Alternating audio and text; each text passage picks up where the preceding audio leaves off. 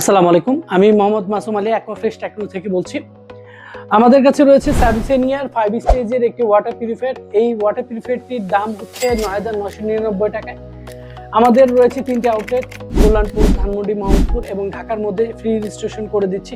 এই রমজান উপলক্ষে আমরা 5টি কার্ড স্প্লিটার ফ্রি দিচ্ছি এবং রেজিস্ট্রেশন ঢাকার মধ্যে ফ্রি দিচ্ছি।